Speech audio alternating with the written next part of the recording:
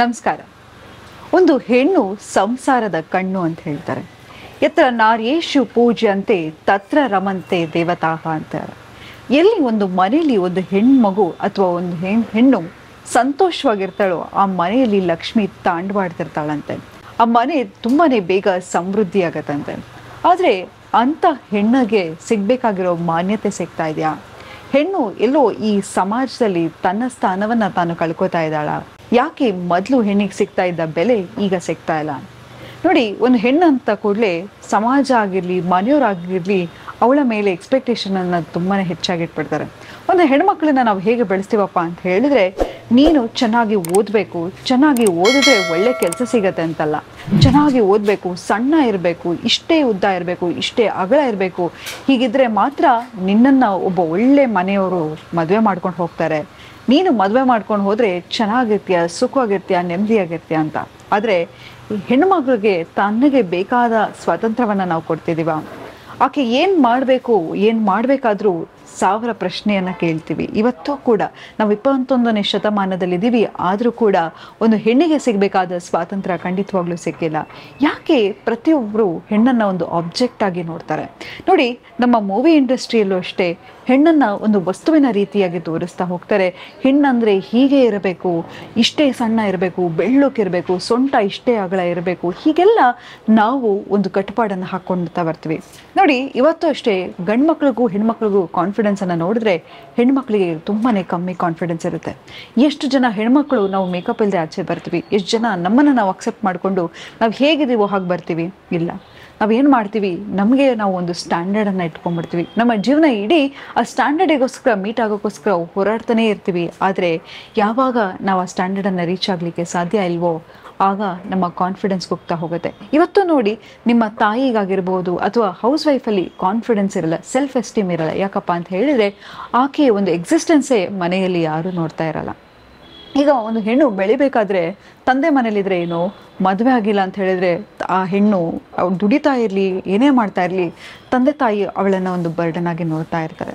ಅದೇ ಗಂಡನ ಮನೆಗೆ ಹೋದಾಗ ಆಕೆ ಕೆಲಸ ಮಾಡ್ತಾ ಇದ್ರೆ ಮನೆ ಕಡೆ ಜವಾಬ್ದಾರಿ ಇಲ್ಲ, ಎಂಥ ಬೇಜವಾಬ್ದಾರಿ ಹೆಂಗಸು, ಆಚೆ ಹೋಗಿ ಕೆಲಸ ಮಾಡ್ತಾಳೆ, ಅತ್ತೆ ಮಾವನ್ನ ನೋಡಲ್ಲ, ಮಕ್ಕಳನ್ನ ನೋಡಲ್ಲ, ಗಂಡನ್ನ ನೋಡಲ್ಲ ಅಂತ. ಅದೇ ಒಂದು ಹೆಣ್ಣು ಹೌಸ್ ವೈಫ್ ಆಗಿದ್ರೆ ಆಕೆ ಏನಿಗೂ ಪ್ರಯೋಜನ ಇಲ್ಲ, ಮನೆ ನೋಡ್ಕೊಳ್ಳೋದು ಏನು ದೊಡ್ಡ ಕೆಲಸನ? ಒಂದು ಮನೆನ ನಿಭಾಯಿಸಿದ್ರೆ ಎಷ್ಟೊತ್ತಾಗ್ಬಿಡೋದಪ್ಪ, ಯಾವಾಗಲೂ ಮಲಗಿರ್ತಾಳೆ, ಮೊಬೈಲ್ ನೋಡ್ತಾ ಇರ್ತಾಳೆ, ಏನೂ ಕೆಲಸ ಮಾಡಲ್ಲ ಅಂತ ಅವಳನ್ನ ಹೀಯಾಳಿಸ್ತಿರ್ತೀವಿ. ಆದರೆ ಆಕೆ ಪಡೋ ಕಷ್ಟ ಆಕೆಗೆ ಮಾತ್ರ ಗೊತ್ತಿರುತ್ತೆ. ನೋಡಿ, ಮನೆಯಲ್ಲಿ ಉಪ್ಪು ಹಾಕಿಲ್ಲ ಅಂತ ಹೇಳಿದ್ರೆ ತಕ್ಷಣವೇ ಮನೇಲಿ ರಂಪಾಟ ಮಾಡಿಬಿಡ್ತೀರ ಅಡುಗೆಗೆ. ಆದರೆ ಆಕೆ ದಿನಾಗಲೂ ಚೆನ್ನಾಗಿ ಅಡುಗೆ ಮಾಡ್ತಾ ಇರ್ತಾಳೆ, ನಿಮಗೋಸ್ಕರ ಪ್ರೀತಿಯಿಂದ ಅಡುಗೆ ಮಾಡಿರ್ತಾಳೆ. ಯಾವತ್ತಾದರೂ ನೀವು ಅದನ್ನು ಅಪ್ರಿಷಿಯೇಟ್ ಮಾಡಿದ್ದೀರಾ? ಅಥವಾ ಮದುವೆಗೆ ಮುಂಚೆ ನಿಮ್ಮ ಹೆಂಡತಿನ ಎಷ್ಟು ಹಿಂಬಾಲಿಸ್ತಿದ್ರಿ, ಎಷ್ಟು ಅಟೆನ್ಷನ್ ಕೊಡ್ತಾ ಇದ್ರಿ, ಆಕೆ ಒಂದು ಸ್ವಲ್ಪ ಚೆನ್ನಾಗಿ ಕಾಣಿಸ್ತಿದ್ರು, ತುಂಬ ಚೆನ್ನಾಗಿ ಕಾಣಿಸ್ತಿದ್ಯಾ ಅಂತ ಹೇಳ್ತಿದ್ರಿ. ಆದರೆ ಇವಾಗ ಆಕೆ ಚೆನ್ನಾಗಿ ಕಾಣಿಸ್ತಾ ಇದ್ರು, ಯಾವತ್ತಾದರೂ ಕಾಂಪ್ಲಿಮೆಂಟ್ ಕೊಟ್ಟಿದ್ದೀರಾ? ಇಲ್ಲ. ಹಾಗಾಗಿ ಇಂತಹ ತಪ್ಪನ್ನು ಮಾಡಬೇಡಿ. ಯಾಕಂತಂದರೆ ಒಂದು ಹೆಣ್ಣು ಎಷ್ಟು ಮುಖ್ಯ ಅಂತ ಹೇಳಿದರೆ ಆಕೆ ತುಂಬಾ ಪ್ರಕೃತಿಗೆ ಕ್ಲೋಸ್ ಆಗಿರ್ತಾಳೆ. ಅವಳನ್ನು ನೀವು ಎಷ್ಟು ನಿಮ್ಮ ಜೀವನದಲ್ಲಿ ಸಂತೋಷವಾಗಿ ಇಟ್ಕೊಂಡಿರ್ತೀರ, ನಿಮ್ಮ ಜೀವನ ಅಷ್ಟು ಸಮೃದ್ಧಿಯಾಗಿರುತ್ತೆ. ಯಾವತ್ತೂ ಅಷ್ಟೇ ಈ ಹೆಣ್ಮಕ್ಳ ಮೇಲೆ ಈ ಬರ್ಡನನ್ನು ಹಾಕ್ಲಿಕ್ಕೆ ಹೋಗಬೇಡಿ. ಆಕೆ ಹೇಗಿರ್ತಾಳೋ ಹಾಗೆ ಅಕ್ಸೆಪ್ಟ್ ಮಾಡ್ತಾ ಹೋಗಿ. ಒಂದು ಹೆಣ್ಣು ಒಂದು ಡಿವೋರ್ಸ್ ಕೊಟ್ಲು ಅಂತ ಹೇಳಿದರೆ ಆಕೆ ಕೆಟ್ಟ ಹೆಂಗಸು ಅಂತಲ್ಲ. ನೋಡಿ, ಎಷ್ಟೋ ಸತಿ ನಾನು ಹೇಳ್ತಾ ಇರ್ತೀನಿ, a dead daughter is better than divorce daughter ಅಂತ. ಎಷ್ಟೋ ಸತಿ ಒಂದು ಹೆಣ್ಣು ಆ ಮನೆಯಲ್ಲಿ ಕಷ್ಟಪಡೋಕ್ಕಾಗ್ತಾ ಇರಲ್ಲ, ಗಂಡನ ಕಿರ್ಕೊಳ್ಳುತ್ತೆ, ಗಂಡ ಕುಡ್ಕಾಗಿರ್ಲಿ ಕೆಡಕಾಗಿರ್ಲಿ ಮನೇಲಿ ಇರಬೇಕಮ್ಮ, ನೀನು ಸಂಸಾರ ನಡೆಸಬೇಕು ಅಂತ ಹೇಳ್ತಾ ಇರ್ತಾರೆ. ಆಕೆ ತನ್ನ ಮೇಲೆ ತನ್ನ ವಿಶ್ವಾಸವನ್ನು ಕಳ್ಕೊಂಡ್ಬಿಡ್ತಾಳೆ, ಸಮಾಜಕ್ಕಾಗಿ ಹೆದರ್ಕೋತಾಳೆ. ಈಗಲೂ ಕೂಡ 21ನೇ ಶತಮಾನದಲ್ಲಿ ಇದ್ದೀವಿ, ಎಷ್ಟೋ ಜನ ಇಂಡಿಪೆಂಡೆಂಟ್ ಹೆಣ್ಮಕ್ಳು ಕೂಡ ಈಗಲೂ ಗಂಡಂದ್ರ ಶೋಷಣೆಗೆ ಒಳಗಾಗ್ತಾ ಇದ್ದಾರೆ. ಅದ್ರ ಬಗ್ಗೆ ನಾವು ಯಾವತ್ತಾದರೂ ಮಾತಾಡೋಕ್ಕೆ ಬಿಟ್ಟಿದ್ದೀವ? ಒಂದು ಹೆಣ್ಣು ಯಾವ ಭಾವನೆಯಲ್ಲಿ ಹೋಗ್ತಾ ಇದ್ದಾಳೆ ಅನ್ನೋದ್ರ ಬಗ್ಗೆ ಕೇಳಿದ್ದೀವ? ನಾನು ಹೆಣ್ಣು ಪರವಾಗಿ ಮಾತಾಡ್ತಾ ಇದ್ದೀನಿ ಅಥವಾ ನಾನು ಒಂದು ಫೆಮಿನಿಸ್ಟ್ ಅಂತಲ್ಲ, ಆದರೂ ಕೂಡ ಈ ತಾರತಮ್ಯ ಯಾಕೆ ಹೆಣ್ಮಕ್ಳ ಮೇಲೆ? ಇವತ್ತು ನಾವು 21st ಸೆಂಚುರಿಯಲ್ಲಿದ್ದೀವಿ. ಹೆಣ್ಣು ಯಾವುದರಲ್ಲಿ ಕಮ್ಮಿ ಇದ್ದಾಳೆ ಹೇಳಿ? ಒಂದು ಹೆಣ್ಣು ಒಂದು ಪೈಲಟ್ ಆಗಿದ್ದಾಳೆ, ಸೈಂಟಿಸ್ಟ್ ಆಗಿದ್ದಾಳೆ, ಇಂಥದ್ದಿಲ್ಲ ಅಂತ ಹೇಳಿಲ್ಲ, ದೇಶವನ್ನು ಆಳಿದ್ದಾಳೆ ಆ ಹೆಣ್ಣು. ಆದರೆ ಕೂಡ ಆ ಹೆಣ್ಣಿನ ಮೇಲೆ ಈಗಲೂ ಕೂಡ ಶೋಷಣೆ ಆಗ್ತಾ ಇದೆ. ಹಾಗಾಗಿ ಈ ತಪ್ಪನ್ನು ಮಾಡ್ತಾ ಹೋಗಬೇಡಿ. ನೋಡಿ ಹೆಣ್ಮಕ್ಳೇ, ನಾನು ನನ್ನ ಅಕ್ಕ ತಂಗಿರಿಗೆ ಹೇಳೋದಿಷ್ಟೇ, ನೀವು ಹೇಗಿದ್ರೋ ನೀವು ಹಾಗೆ ನಿಮ್ಮನ್ನು ಅಕ್ಸೆಪ್ಟ್ ಮಾಡ್ಕೊಳಕ್ಕೆ ಹೋಗಿ. ನೋಡಿ ಗಂಡಸರಿಗೆ ಯಾವತ್ತಾದ್ರೂ ನೋಡಿ, ಇವತ್ತು ಕೂಡ ಸಲ್ಮಾನ್ ಖಾನ್ ಶಾರುಖ್ ಖಾನ್ ಹೀರೋ ಆಗೇ ಇರ್ತಾರೆ.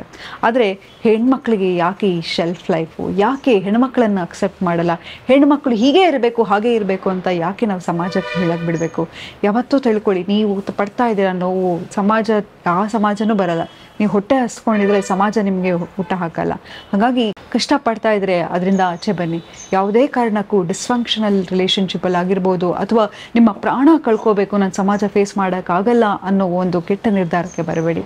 ಯಾವತ್ತು ಹೇಳ್ತಾರೆ ಧೈರ್ಯಂ ಸರ್ವತ್ರ ಸಾಧಯತೆ ಅಂತ ಹೇಳಿ. ಒಂದು ಊಟ ತಿಂದರೂ ಕೂಡ ನಾವು ಡಿಗ್ನಿಟಿಯಿಂದ ತಿನ್ನಬೇಕು, ಸೆಲ್ಫ್ ರೆಸ್ಪೆಕ್ಟಿಂದ ತಿನ್ನಬೇಕು.